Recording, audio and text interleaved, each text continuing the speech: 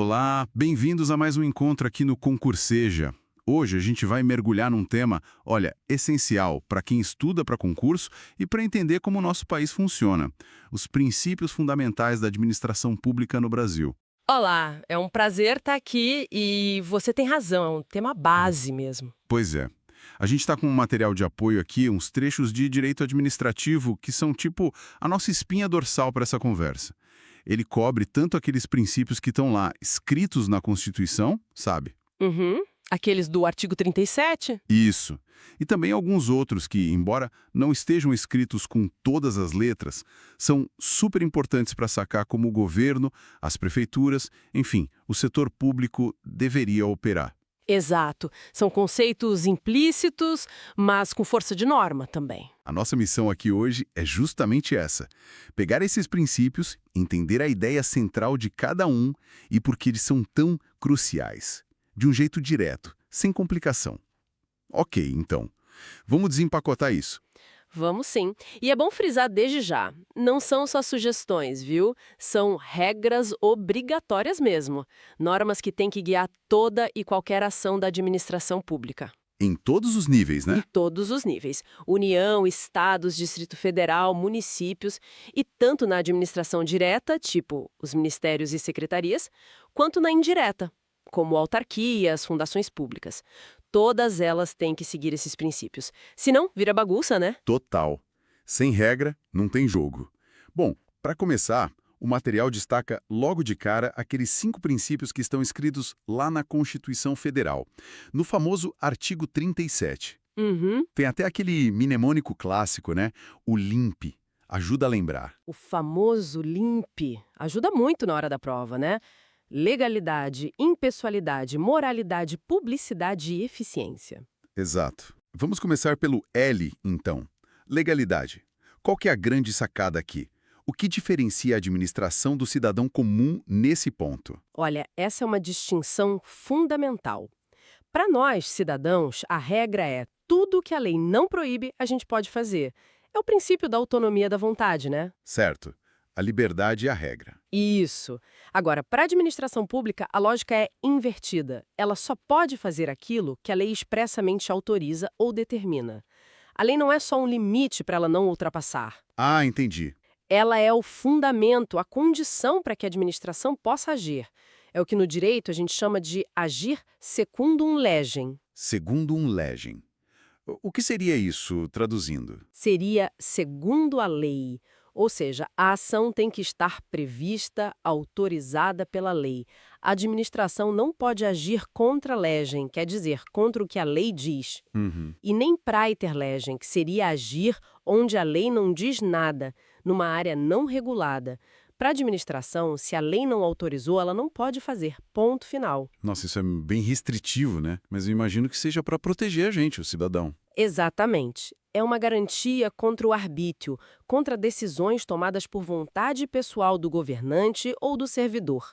A ideia é que toda ação estatal tenha uma base legal, que possa ser controlada, verificada. Faz todo sentido. Garante uma certa previsibilidade, né? Ok, legalidade entendida. Seguindo o nosso LIMP, a gente chega no I, de impessoalidade. Impessoalidade, outro princípio-chave. Imagino que a ideia aqui seja evitar aquele jeitinho brasileiro, né? Ou perseguições, favorecimentos, é para tratar todo mundo igual.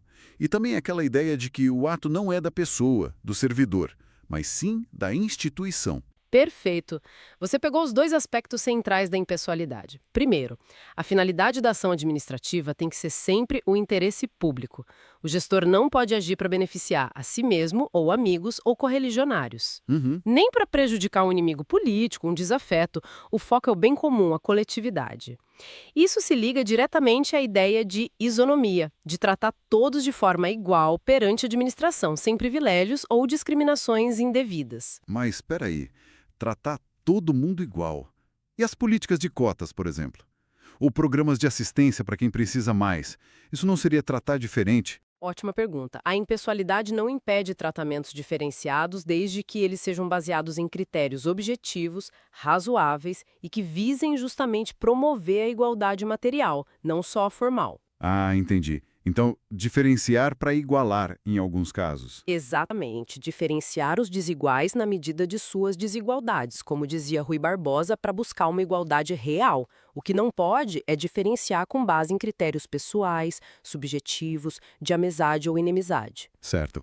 E o outro aspecto que você mencionou, que o ato é da instituição. E isso é a chamada imputação do ato ao órgão ou entidade, e não à pessoa física do agente público que o praticou. Quando um fiscal aplica uma multa, por exemplo, quem está multando é a Receita Federal, não o fiscal fulano de tal. Entendi. E isso tem uma consequência prática muito importante que está lá no parágrafo 1º do artigo 37 da Constituição.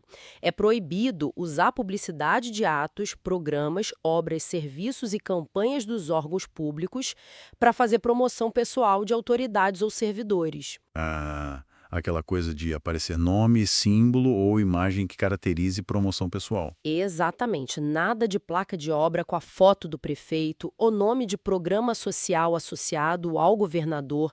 A publicidade tem que ser educativa, informativa ou de orientação social e sempre impessoal.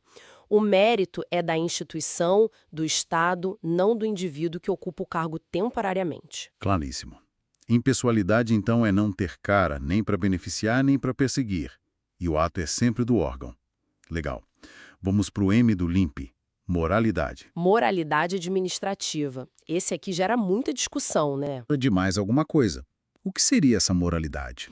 Precisa sim. A moralidade administrativa exige que o agente público atue não apenas conforme a lei, mas também de acordo com princípios éticos, com honestidade, lealdade, boa-fé e probidade.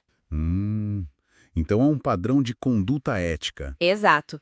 É um padrão de decência, de comportamento esperado de quem gere a coisa pública. Não adianta o ato ser formalmente legal se, na sua essência, ele é desonesto, se ele burla o espírito da lei, se ele ofende os bons costumes da administração. Entendi. É tipo fazer a coisa certa do jeito certo. Isso. E a importância disso é tão grande que a própria Constituição e a legislação infraconstitucional tratam a violação da moralidade administrativa como um ato de improbidade. Temos a Lei de Improbidade Administrativa, a Lei número 8429 de 92. Sim, a famosa LIA. Essa mesma. Ela define diversos atos que configuram improbidade por atentarem contra os princípios da administração, incluindo a moralidade. E as sanções são pesadas: perda da função pública, suspensão dos direitos políticos, ressarcimento ao erário, multa. Nossa, pisado mesmo. É para mostrar que a moralidade não é só um conselho, é um dever jurídico. Um ato administrativo, mesmo que legal na forma, pode ser invalidado pelo judiciário se for considerado imoral.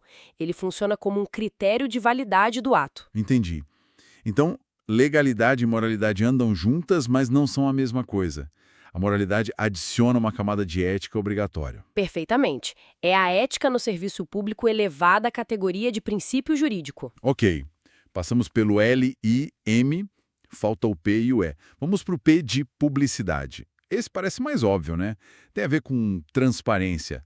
Mostrar o que o governo está fazendo. Exatamente. Publicidade é a regra da transparência na administração pública.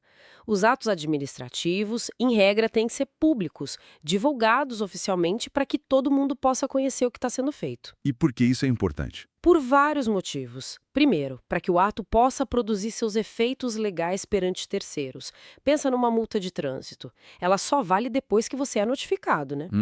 Verdade. Segundo, e talvez mais importante, para permitir o controle.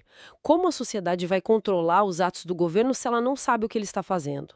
A publicidade é essencial para o controle social e também para o controle feito por outros órgãos, como o Ministério Público, o Tribunal de Contas, o Judiciário. Faz sentido. Sem ver, não dá para fiscalizar. Exato. E esse princípio ganhou ainda mais força com a Lei de Acesso à Informação, a LAI, Lei número 12.527 de 2011. Ela veio para regulamentar o direito constitucional de acesso à informação pública e detalhou os procedimentos para isso. A LAI foi um marco, né? Sem dúvida.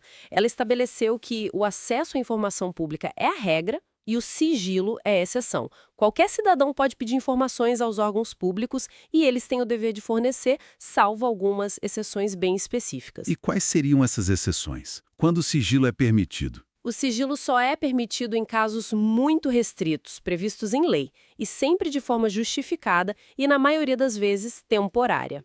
Basicamente, informações que sejam imprescindíveis à segurança da sociedade ou do Estado ou aquelas relacionadas à intimidade, vida privada, honra e imagem das pessoas. Entendi. Tipo dados de uma investigação policial em andamento ou informações estratégicas de defesa nacional. Isso. Ou dados médicos de um paciente no SUS, por exemplo. Mas a regra geral é: tudo que a administração faz com dinheiro público e em nome do interesse público tem que ser transparente. Contratos, licitações, salários e servidores, gastos, tudo isso, em regra, é público. Legal. Transparência como regra, sigilo como exceção justificada. Fechamos o P. Agora, o último do LIMP é de eficiência. Esse é um pouco diferente dos outros, né? Ele entrou depois, né? Se não me engano, foi com a Emenda Constitucional 19 de 1998, a da reforma administrativa. Exatamente. Os outros 4, legalidade, impessoalidade, moralidade e publicidade, estavam lá desde a Constituição de 88. A eficiência foi adicionada em 98, num contexto de busca por uma administração pública mais gerencial, mais focada em resultados. E o que significa, na prática, essa eficiência? Não basta a administração ser legal, impessoal, moral e transparente. Tem que ser eficiente também. Tem. A eficiência exige que a administração pública busque os melhores resultados possíveis na sua atuação, utilizando os recursos disponíveis da forma mais racional e produtiva. Não é só fazer o que a lei manda, é fazer bem feito. Fazer bem feito. Isso envolve o quê? Gastar menos, fazer mais rápido, entregar um serviço melhor? Envolve tudo isso. A eficiência tem várias dimensões. Tem a dimensão econômica, que é usar os recursos públicos com o melhor custo-benefício possível, evitando desperdícios. Certo, fazer mais com menos. Tem a dimensão temporal, que é agir dentro de prazos razoáveis, prestar os serviços com agilidade. Aquela ideia de que a justiça tarda, mas não falha. Bem, a demora excessiva pode ser uma forma de ineficiência. Entendi. Tempo é recurso também, com certeza.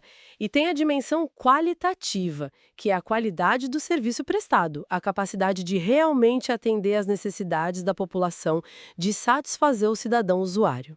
Então é um conjunto: resultado positivo, bom uso do dinheiro e do tempo e qualidade na entrega. Isso. E para alcançar essa eficiência, a administração precisa usar ferramentas de gestão modernas, como planejamento estratégico, definição de metas, indicadores de desempenho, avaliação de resultados, capacitação dos servidores. Parece uma mudança de mentalidade grande, né? Sair de uma visão puramente burocrática para uma mais gerencial. É uma mudança importante. Mas atenção, a busca pela eficiência não pode atropelar os outros princípios. Não se pode ser eficiente sendo ilegal ou imoral ou desrespeitando a impessoalidade. A eficiência tem que ser buscada dentro dos limites da lei e da ética. Ah, bom saber desse equilíbrio. Não é eficiência a qualquer custo. De forma alguma, é uma eficiência qualificada pelos demais princípios constitucionais. Perfeito. Então fechamos os 5 explícitos do LIMP: legalidade, impessoalidade, moralidade, publicidade e eficiência. Uma base sólida, hein? Com certeza. São os pilares expressos. Mas como a gente comentou no início, tem outros princípios que, mesmo não estando escritos lá no artigo 37, com todas as letras, são igualmente importantes. São os chamados princípios implícitos. Certo. O material que a gente está usando menciona alguns deles. Acho que não daria para falar de todos, mas talvez uns 2 que são bem relevantes. O que você acha de razoabilidade e proporcionalidade? Ótima escolha. Razoabilidade e proporcionalidade são fundamentais, principalmente para controlar os atos em que a lei dá uma certa margem de escolha para o administrador, a tal da discricionariedade administrativa. Quando a lei não diz exatamente como fazer, só o que fazer ou o objetivo a atingir. Exato. Nesses casos, a decisão do administrador não pode ser totalmente livre. Ela tem que ser razoável, ou seja, lógica, sensata, coerente com a realidade, compatível com o senso comum. Não pode ser absurda, ilógica. Entendi. Tem que fazer sentido. E tem que ser proporcional. Esse é um conceito um pouco mais técnico, mas a ideia central é que a medida adotada pela administração tem que ser adequada ao fim que se pretende alcançar, necessária, não pode haver outro meio menos gravoso para atingir o mesmo fim, e, por fim, tem que haver um equilíbrio entre os benefícios da medida e os prejuízos que ela causa. Adequação, necessidade e equilíbrio. Pode dar um exemplo? Claro. Imagina que a prefeitura quer organizar o trânsito numa rua muito movimentada. Ela tem algumas opções: colocar semáforo, construir uma passarela, proibir o estacionamento em um dos lados, fechar a rua completamente. Tá. A proporcionalidade vai ajudar a analisar qual medida é a melhor. Fechar a rua completamente pode resolver o problema do trânsito ali, mas talvez seja desproporcional pelo impacto no comércio local e nos moradores. Falta de equilíbrio ônus-benefício. Talvez proibir o estacionamento ou colocar um semáforo já resolva. Seriam medidas necessárias e adequadas. Entendi. É tipo não usar um canhão para matar uma formiga? Exatamente essa a ideia. É buscar a medida mais equilibrada, que atinja o objetivo com o menor sacrifício possível aos direitos dos cidadãos. A razoabilidade e a proporcionalidade funcionam como limites importantes ao poder de decisão do administrador. Muito bom. E o outro princípio implícito que o material destaca é o da segurança jurídica.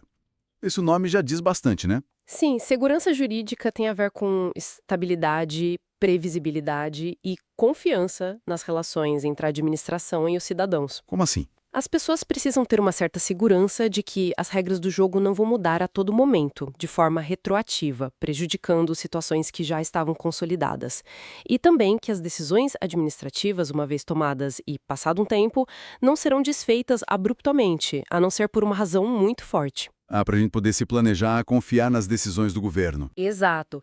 Protege a boa-fé de quem confiou numa determinada situação jurídica criada ou reconhecida pela administração. E também protege as expectativas legítimas. Imagina um servidor que se aposentou segundo certas regras, aí anos depois mudam a interpretação e querem que ele volte a trabalhar ou devolva dinheiro. A segurança jurídica serve para evitar esse tipo de instabilidade. Entendi. Dá uma proteção contra mudanças muito bruscas ou retroativas. Isso, mas claro, tem que ter um equilíbrio. A segurança jurídica não pode ser um escudo para proteger eternamente atos que são claramente ilegais ou inconstitucionais. Então não impede que um ato ilegal seja anulado. Não impede, mas exige ponderação. A lei estabelece prazos para que a administração possa anular seus próprios atos ilegais, o chamado prazo decadencial, geralmente de 5 anos.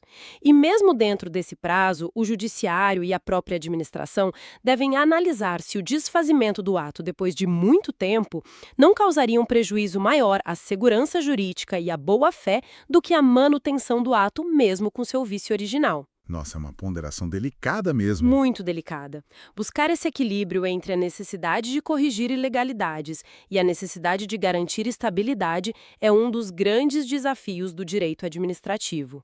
Uau! Então, juntando tudo isso que a gente conversou, legalidade, impessoalidade, moralidade, publicidade, eficiência e ainda razoabilidade, proporcionalidade, segurança jurídica. O que tudo isso significa na prática? Qual o panorama geral? Por que esses princípios são tão vitais? Olha, eles são, como você disse antes, as regras do jogo. São as vigas mestras que sustentam toda a atuação do Estado Democrático de Direito no Brasil. Eles definem como a administração pública deve agir para buscar o interesse público, Certo. de uma forma que seja, ao mesmo tempo, respeitosa da lei, legalidade, justa e igualitária, impessoalidade, ética, moralidade, transparente, publicidade, produtiva, eficiência, sensata, razoabilidade, equilibrada, proporcionalidade e estável, segurança jurídica. É quase um manual de instruções para boa governança. Exatamente. E eles não são só um ideal bonito no papel. Eles são a base concreta para que a gente possa controlar a administração pública, seja através do controle interno, feito pela própria administração, do controle externo, feito pelo legislativo com auxílio dos tribunais de contas e pelo judiciário, ou do controle social feito por nós, cidadãos. E são também o fundamento para responsabilizar os agentes públicos que se desviam dessas diretrizes. Seja na esfera disciplinar, uma advertência, uma demissão, na esfera civil, obrigação de indenizar um prejuízo, ou na esfera da improbidade administrativa, que a gente já comentou. Então eles nos dão o direito de cobrar e os critérios para saber se a cobrança é justa. Perfeito. Eles empoderam o cidadão e limitam o poder do Estado, garantindo que ele atue em prol da coletividade. Excelente. Acho que conseguimos desempacotar bem esses princípios, né? Deu para ter uma visão clara da importância de cada um e de como eles se conectam. Sim, acredito que sim, são a bússola da administração pública. Para fechar, então, podemos dizer que esses princípios são os limites e, ao mesmo tempo, as diretrizes para a atuação do Estado. O objetivo final é sempre buscar o interesse público, com justiça, com ética e com eficiência. Exatamente. E talvez fique aí uma reflexão final para quem nos ouve, né? Diante de toda a complexidade do dia a dia da administração, com tanta burocracia, mas também com tanta pressão por resultados rápidos, por eficiência, como garantir que a aplicação rigorosa da legalidade, que é essencial, não acabe engessando demais a gestão, impedindo a inovação e a agilidade necessárias? E, por outro lado, como buscar essa eficiência sem abrir mão da ética, da moralidade, da impessoalidade e do respeito aos direitos do cidadão? Como encontrar esse equilíbrio delicado na prática diária, sem comprometer nenhum desses pilares fundamentais e sempre visando o interesse coletivo? Uau, uma pergunta que vale ouro. Realmente um desafio constante para quem está na gestão pública e para nós que estudamos e fiscalizamos. Deixa a gente pensando. Deixa mesmo. É o dilema constante do bom administrador. Bom, pessoal, espero que essa nossa conversa sobre os princípios da administração pública tenha sido útil para vocês, que tenha clareado as ideias. É um tema denso, mas fundamental. Fundamental mesmo. E lembrem-se, entender esses princípios é o primeiro passo para poder cobrar uma atuação correta do Estado. Verdade. Muito obrigado pela sua participação, foi excelente, como sempre. Eu que agradeço o convite. É sempre bom discutir esses temas. E para você que ficou com a gente até aqui, continue acompanhando o Concurseja. Temos muito mais conteúdo de direito administrativo e outras matérias para ajudar na sua preparação. Não deixe de conferir nossos outros materiais, nossos cursos. A gente se vê na próxima. Até lá!